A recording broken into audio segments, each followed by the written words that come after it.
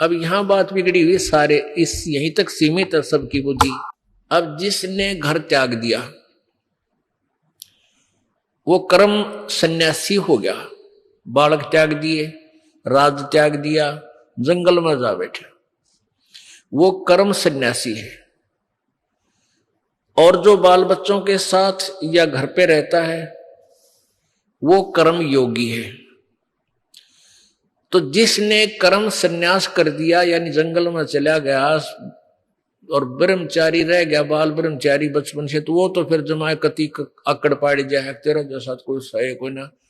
वो इससे बात मैं टीटी पागले है कि मैं ब्रह्मचारी हूं, मैंने स्त्री ग्रहण नहीं की है। तो ये सुखदेव में ये अवगुण और था कि मैं बाल ब्रह्मचारी हूं, मैंने स्त्री का मुंह भी ना देखा, राजा जनक का कई रानी है और उसको गुरु कैसे बनाऊं, वो तो गृहस्थी आदमी है।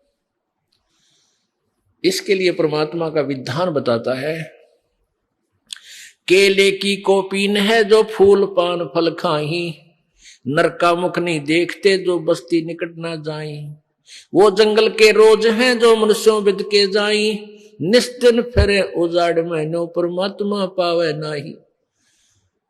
अब क्या कहते हैं भाई, एक व्यक्ति कह रहा था ना, बोला वहां ऋषिकेश तो ऊपर एक जंगलों है में एक ऐसा महात्मा रहता है, शरीर पर नी वस्त्र रहता, कोई कपड़े नहीं रखता, ना खाना खाता, फूल पत्ते खाकर अपना साधना करता है और लंगोट की जगह कर केले के पत्ते बांध रहा है।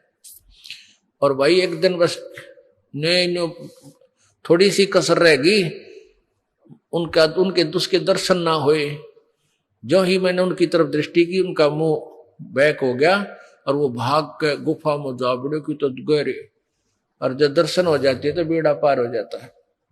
अब इसके विषय में कहते हैं, परमात्मा का विधान बता रहा है कि कीड़े की कोपीन है, लंगोट पर्दे पे, यानी इतने त्यागी वैरागी समझते हो, लगते हैं तुम्हें। केले की कोपीन है, पान यानी पत्ते, फूल और फल खाही, और आदमी का मुख नहीं देखते। कहते वो महात्मा आदमी के निकट ना आता, अंदर घुस जा, भाई महापुरुष पड़ा है।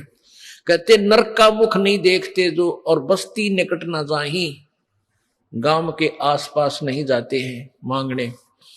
वो जंगल के रोज है, ये नील गाय होती है ना, जो आदमियों ने देख के, पहले ये नील गायें आदमी को देखो भाग लिया और फड़क गए, ये थोड़ा फर्क पड़ता जा रहा, जंगल रहे कोई नहीं, जहां की तो बाज बूझ के थक ले बेचारी, फिर ये इतना पहले वाला स्थिति नहीं रही।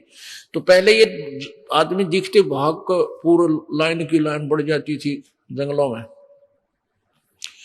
तो परमात्मा उन साधकों को, परमात्मा का विधान उनकी अमरवाणी बताती है कि वो तो जंगल के रोज हैं, जो आदमियां तो बेदक के बाजे डर के, और ऐसे निस्तन फिरो उजाड़ में, वो जंगल में चाहे दिन रात धक्के खान दे रही हो, नो परमात्मा पावे नाही, उसके पाने की विधि न्यारी है। फिर क्या बताते हैं, डेरे डांडे खुश रहो ये खुसरे लेना मोक्ष, ध्रुव प्रहलाद पार हो गए फिर डेरे में क्या दोष। डेरा माने गृहस्थी।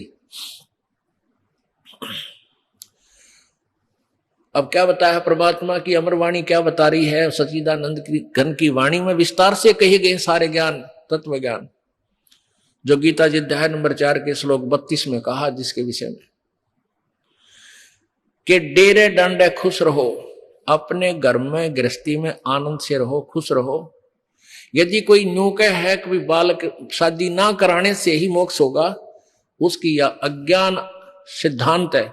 भाई ध्रुव प्रहलाद को तुम पार मानते हो तुम्हारे विधान से कि ध्रुव प्रहलाद पार हो गए, और ध्रुव प्रहलाद दोनों ही घर में थे, गृहस्थी थे, इनने ब्याह करवाया, इनका बालक हुए और ये पार हुए। फिर ब्याह करवाने में यानी गृहस्थी में दोष क्या है, तरी कुछ बुद्धि से काम लो। और यदि तुम समझते हो कि भाई शादी ना कराने मात्र से यानी स्त्री संग ना करने मात्र से ही मोक्ष है, तो तुम्हारा नंबर तो बहुत देर तक आता। ये यानी ये खुसरे नपुसंक ये तो पहले पार हो जाते तुम्हारे से। केवल एक इसी सत्र को, इसी लेवल से तुम अपने आप को सुपीरियर मानते हो, तो तुमसे सुपीरियर तो ये हिजड़े हैं। बचपन से ही चाहते हुए भी इनमें विकार नहीं हो सकता, और तुम तो कि तक काम बिगाड़ सकते हो। तो कहने का भाव ये परमात्मा का कि परमात्मा की भक्ति से खुश रह करो, और ते ब्रह्मचारी करो, और ते शादीशुदा करो। लेकिन दुराचार बुरा है तो सबका काम बनेगा, लेकिन शास्त्र अनुकूल हो।